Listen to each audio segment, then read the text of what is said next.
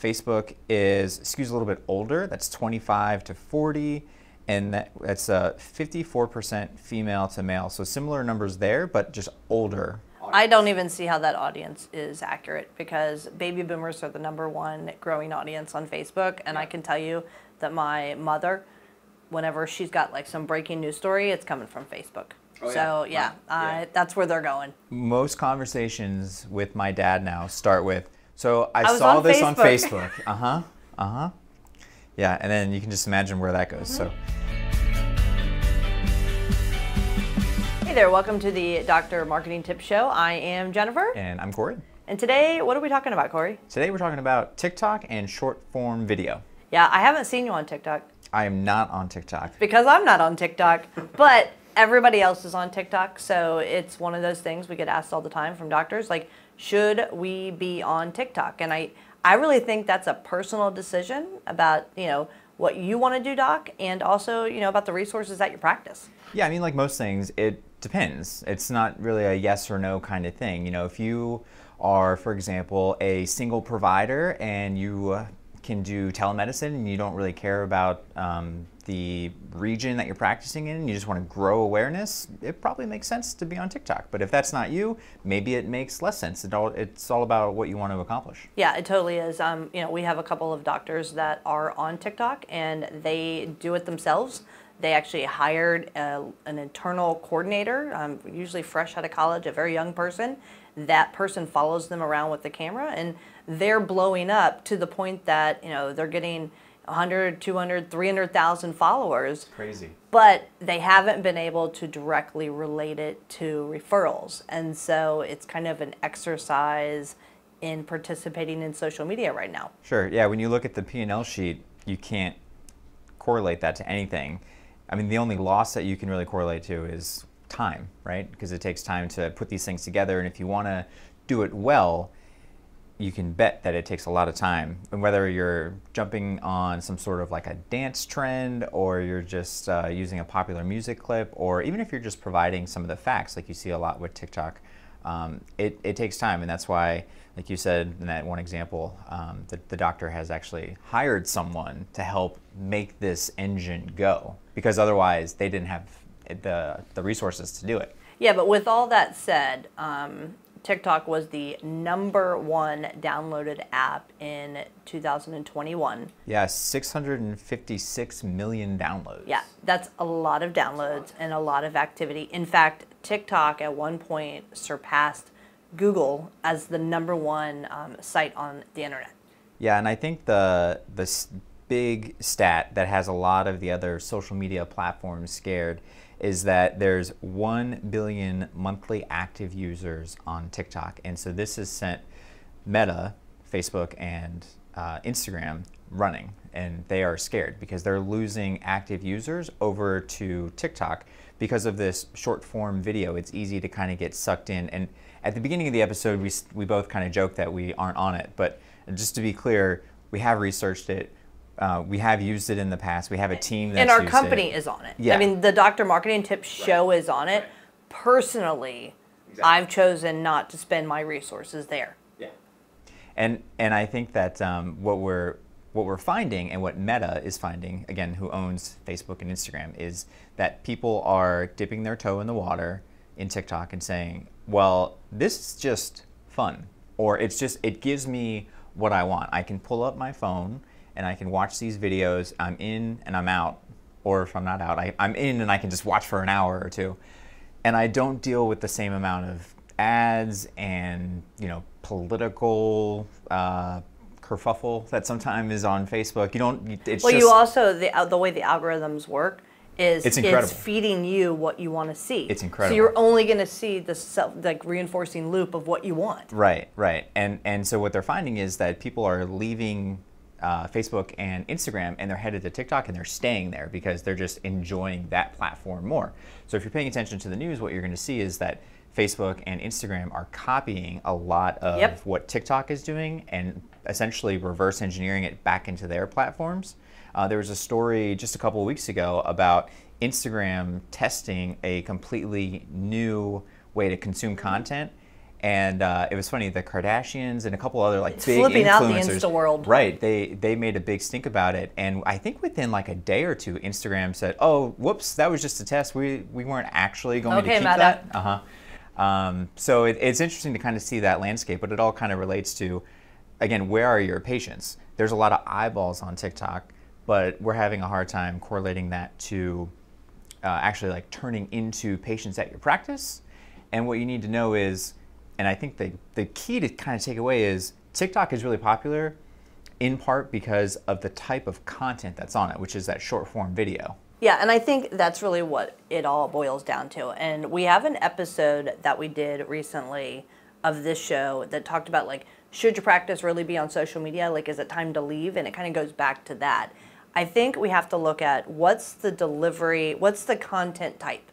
And it's the short form video is the content type. So if you are spending, Doc, hours putting together videos that are 20 minutes long or even 2 minutes long, we now need to go back to those 2-minute videos, slice and dice them so they're 15 seconds, so they're just the sound bites or 30 seconds, and then resize them to work for the different platforms. So when you're talking about TikTok versus Instagram versus Facebook versus Snapchat versus Lord knows what else versus YouTube, which is not just YouTube, but now there's YouTube clips or the short forms, YouTube shorts. What we're really talking about are just like you would at home in front of your TV, you're switching from ESPN to CNN to the local nightly news to Jeopardy to the History Channel, and the content's got to be a little bit different for each channel, and the same thing applies to TikTok. Yeah, that's a great way to put it, because each audience there is a little bit different. So depending on who you're talking to, it's going to change not only how the content looks, but the length of the content.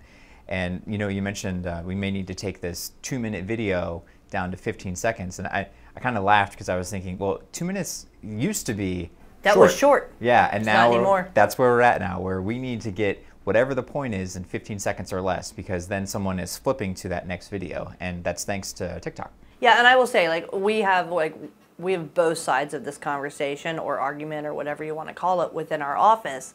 I'm very focused on how do you prove ROI? There's only so many hours in the day, and how do I really hone in on that ideal patient?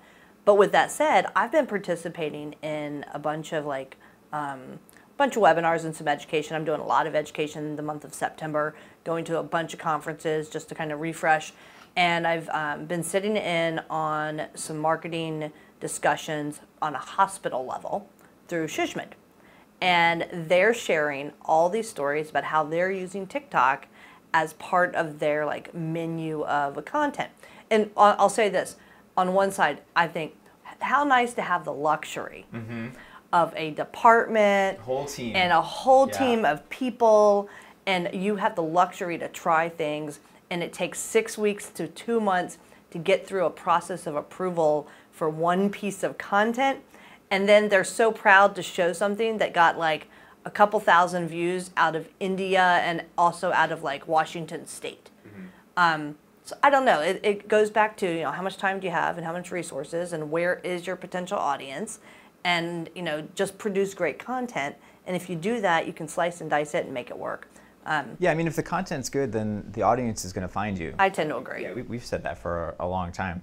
But if you're interested in getting on TikTok, let's talk about what are the differences. What do you need to know about TikTok versus Instagram versus Facebook or anything to that effect? Yeah, so normally on this show we don't do a lot of just straight up promotion, but I do think that this one is worth talking about just for a second. We have a blog post on our website, insidemg.com, and it's got a great graphic on it that we put together, and it just talks about how TikTok compares to other social media platforms.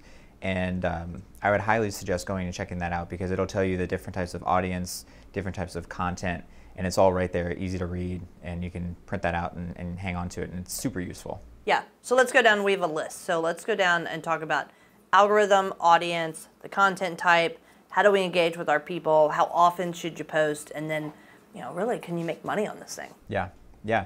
So TikTok, let's start there. So the algorithm really looks at total watch time and engagement. And when we mean engagement, that's either a like or a comment or a favorite. or if you're just really just swiping through. So if you're swiping through and you're not paying attention to it, that counts towards the algorithm. You'll kind of see that on a lot of the social platforms we're going to talk about. And this algorithm probably could change any day. Oh, yeah. So it's one of those things like you think you get it right and they're changing it again, just like how Meta is making adjustments to try to keep up with the new competitor. Yeah, it's hard to replicate success, especially like you said, as quickly as the algorithms are updating. A couple years ago, you could find something that would work and you'd say, that's awesome, let's do a bunch of content that follows this kind of template. And you could almost game the algorithm. That's not the case anymore. No, it isn't. Yeah. But it goes back to, you just better produce great content. And if you're doing content that's search-based that you know people are looking for, they will find you. The rest will kind of take care of itself. Yeah, absolutely. So TikTok audience ages 16 to 44 is the prime number there. 60% female to male ratio. Interesting. Short videos, like we said, playlists, sounds, a lot of goofy stuff going on, but there is a lot of like serious content that's on there too. It's starting to, because I mean, I will say like I'm not posting, but I am lurking and I'm paying attention to our page, and it's starting to feed me the things I like, which are more serious things. Yeah, yeah. So as an example, so if you're a medical practice, you want to get on TikTok. We didn't really talk about types of content just yet, but you know, a thing that I'm seeing a lot on TikTok is where a provider, even if they're not speaking, they'll just go on the screen and kind of point, and then they'll have speech bubbles or thought bubbles kind of pop up, and they'll offer tips that way. So they'll say, you know, 3 tips to keep your knee in good shape, and then they'll have some music in the background, and they'll just point, and then have these on the screen. So if you don't feel comfortable kind of performing in this arena, then that's one option there. That's a popular format on TikTok. Yeah, and one that the hospital did is they were talking about transgender, like transformations, and it was an individual who was filming her entire transition and just showing a lot of before and afters. Yeah, doing the stages, and they monitor what is happening on TikTok, and then they get them to patients to come in and do testimonials and do almost like as influencers. And they're using that as a way to promote certain service lines. Interesting. It was interesting. That's a good idea. Yeah, except it's a great idea if you have an entire department and $1 million budgets. Sure. If you don't, Right, yeah, then you can throw spaghetti at the wall. Yeah. So TikTok, you want to post a couple times a week. Daily is best if you can do it.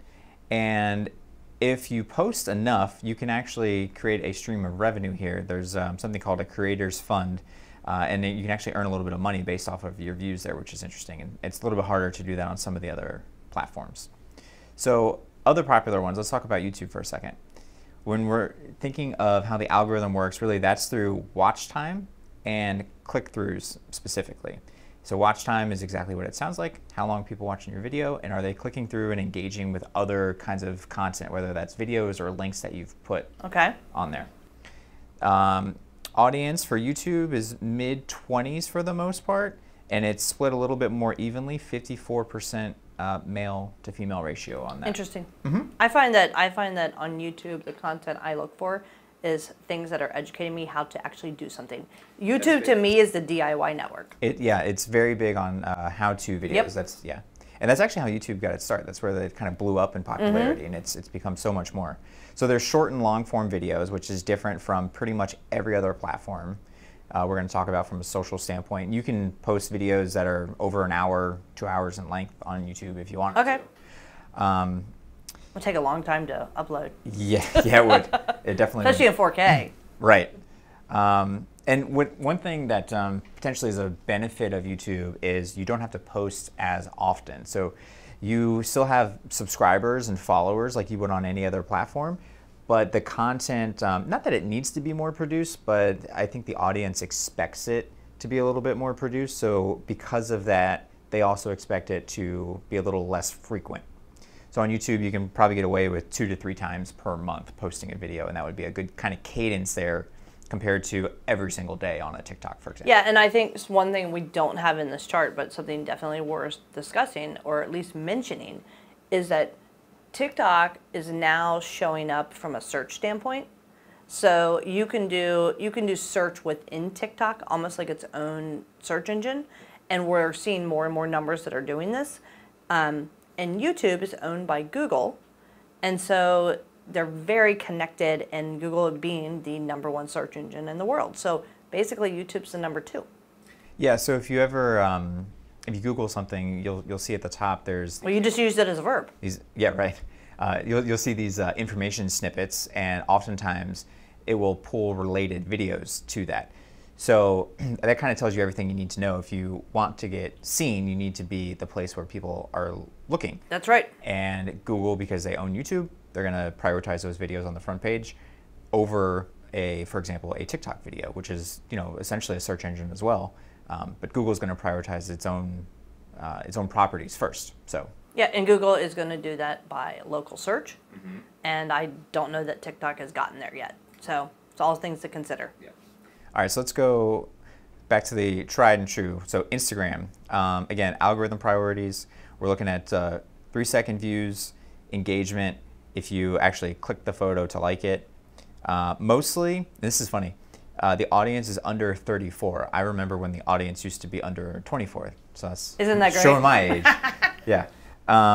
68% female on Instagram. I totally believe that. And I don't feel like Instagram and Facebook anymore you can count on, because I feel like they're always chasing their tail, and they're always looking at who their competition is, and they're just making adjustments to their own to make it look like the shiny object. Yeah, Facebook, they were a pioneer here, but they are not an innovator. No. They are, if you look at Snapchat, you just look at Snapchat and go, oh, Facebook copied that 3 months later. And you look at TikTok and go, oh, Facebook copied that 2 months later. They're just straight up stealing. But they do have the audience, and, For now. for whatever it's worth. Yep. It's the hot TV channel. Yeah. It was. Yep. So, again, everybody kind of knows how Instagram works. So when we're talking about engagement, we're looking at views, likes, comments, shares, hashtags. Similar to TikTok, very, very much the same thing there. Post frequency, a lot of practices ask us about that. How often should they post? Some do it daily. You don't need to post that often, but you're gonna again want to be a couple times a week on Instagram. And can you earn money through Instagram? Kind of, but not Nobody really. listening to this show is going to earn money, so don't worry about it. Right. Instagram is more, when you're talking about ROI there, it's more about driving people to your practice than it is earning ancillary revenue through views, which is something that I think some people can and should do on a TikTok, for example. And then Facebook, very much the same in terms of algorithm priorities, content type, and then engagement with followers. The difference is in the audience. So remember, Instagram was mostly under 34 and 68% female. And then Facebook skews a little bit older. That's 25 to 40, and that's 54% female to male. So similar numbers there, but just older. I don't even see how that audience is accurate, because baby boomers are the #1 growing audience on Facebook, and I can tell you that my mother, whenever she's got like some breaking news story, it's coming from Facebook. Oh, so yeah. that's where they're going. Most conversations with my dad now start with, so I was saw on this on Facebook." Facebook. Yeah, and then you can just imagine where that goes. So anyway, I don't want to talk about that. That's a different story for a different day. But it happens with everybody. Yeah, it's sure. Yeah, it does. So post frequency on Facebook, just like anything else, it's very similar to Instagram. You can do daily, a couple times a week is best. And then LinkedIn. So that's something that I feel like we're getting a lot of questions about recently is, should we put focus on LinkedIn? And the answer is kind of, well, it depends on who you're going after. So if you are a practice and your kind of big revenue generator is referral visits, it may make more sense for you to be on LinkedIn than a Facebook. Because if you focus on Facebook, you're probably talking more to the end consumer, the patient. And on LinkedIn, you may be talking more to a referral partner. Okay, so also, if you are thinking, all right, which channel should I be on? Well, what's your focus? If your focus is attracting physicians or job seekers, you're going to be on LinkedIn. You're going to be on LinkedIn. Yep. And the content should have a sway that's LinkedIn. And I think we say all this to say, like, it depends on who you're trying to reach and what you're trying to get out of your content strategy. And your content strategy should include a promotion or a distribution strategy of which channel should I choose, which may be this channel or maybe this channel. It just depends. Yeah, I was talking with a specialty pharmacy client of ours yesterday, and we were going over what platform that they should put their attention to and where we should focus our efforts. And the biz dev person said, well, on Facebook we have a pretty sizable audience, so I think it makes sense to focus there. And I asked her, who is that audience? And she said, well, I think it's mostly patients, but I'm not really sure, and I don't really know if it kind of translates to business. And so I was like, well, there's your answer right there. You have this potentially sizable audience, but if it's not the right audience, does it make sense to visit another platform and just try for a couple of months and see if you can develop the right audience that's going to move the needle for you? Because obviously you've been doing this one for a couple of years and you haven't seen a big difference. So something to consider there with your channels is, even if you have an established audience on a Facebook or an Instagram, if they're not doing anything for you, they won't notice if you stop posting and go somewhere else. They've got plenty of other things to look at. Absolutely, and this is why you really should have an expert on this, because it boils down to what type of content should you be creating, and then are you just going to set it and forget it, or are you strategically going to have a plan? Because we have many clients that come in now and we say, look, let's not bother with all the evergreen. Let's put our focus on just building audience. And we just run ads to build audience, and we'll go back to like the tried and true. Let's build an email list and then tie that back into something. And then we create content once we've built that audience. And I can't tell you how many social media calendars, which I haven't done that in years, that I'm having to review and approve that are very much, we can't set it and forget it anymore. We're having to say like, nope, this has to be redone so it works on this audience, or it works for this one, or we're gonna have to do different posts across different channels today. And all of a sudden I feel like an air traffic controller, and I haven't had to do that in years. And so it just really boils down to, as a practice, what's your content strategy gonna be? And then how are you gonna distribute that content? And if you focus on creating great content and delivering what people look for, everything else is gonna come together. Yeah, absolutely. So I guess I'll see you on TikTok. Can't wait. Can't wait. I'll see you there this afternoon, I'm sure. Yep, totally. All right. So with that, I'm Jennifer. I'm Corey. We'll see you next time on the Dr. Marketing Tips Show. Thanks bunch. Thanks, guys. If you want more like this, hit like and subscribe so you'll always be alerted to new episodes when they come out. And if you want information about us, visit us over at insightmg.com. That's insightmg.com. We'll see you on the next episode.